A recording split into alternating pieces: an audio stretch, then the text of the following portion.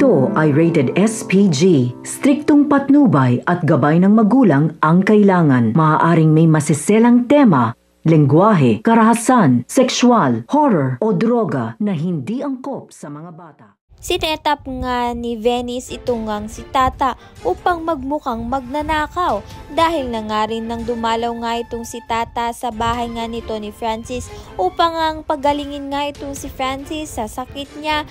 Ay ang isang kasambahay nga sa mga Palma ay iniligay nga ang relo nga nito ni Sir Gov sa bag nga ni Tata upang magmukhang magnanakaw nga ito dahil plano nga ni Venice at ni Vivian na makulong nga itong si Tata dahil si Tata nga ang pumipigil nga sa dalawa upang ang kuhanin nga ang yaman ng mga Palma. Ngunit dahil nga sa kwarto nga ni Julius na nangyari ito ay makikita nga ni Julius na ang isang kasambahay nga ang naglagay nga ng relo nito ni Sir Gov sa bag nga ni Tata.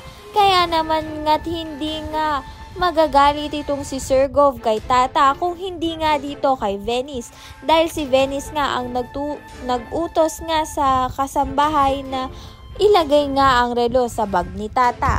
Kapag nga napatunayan na si Tata nga ang unika iha nga nito ni Sir Gov na nawawala ay baka hindi pa nga relo ang ibigay nga dito kay Tata kundi ang buong yaman nga nila. Talaga naman nga kahit nga anong gawin nga ng mag-inang Vivian at Venice napabagsakin nga itong si Tata ay hindi nga mangyayari dahil si Tata nga ang tagapagmana nga ng mga Palma dahil nga siya ang anak nga nito ni Sir Gov.